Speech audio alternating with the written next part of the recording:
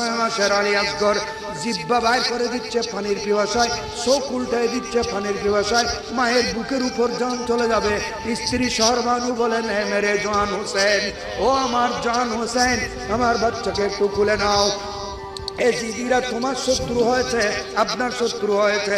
এই বাচ্চাকে দেখলে তাদের মন ঘেমে যাবে, তাদের অন্তর নরম হয়ে যাবে। এই ছেলের সৌন্দর্য দেখলে তাদের অন্তর কাব হয়ে যাবে।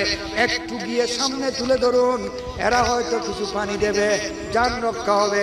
ইমাম হোসেন বউয়ের স্ত্রীর আবদার রক্ষা করার জন্য বারবার না বলার পরেও নিয়ে গেলেন।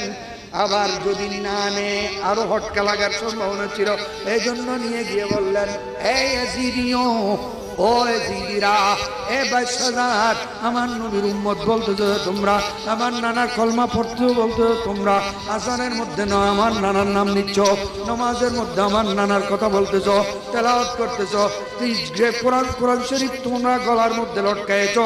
এই গোটা কোরআন শরীফ তো আমার নানার উপর নাযিল হয়েছে। সুবহানাল্লাহ বলুন। আমি সেই নানার একমাত্র নাতি, পৃথিবীর মধ্যে আর কোন নবীর নাতি এখন জিন্দা নেই, আমি হোসেন ছাড়া। আমার এই বেটা আলী আসগর 6 মাস বয়স, এখনো কারো দিকে দেখে নাই।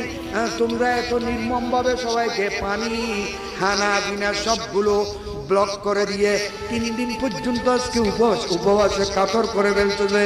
আমার ছেলে তো চোখ উল্টে দিচ্ছে, মায়ের স্তনের মধ্যে এক ফোঁটা দুধ নেই।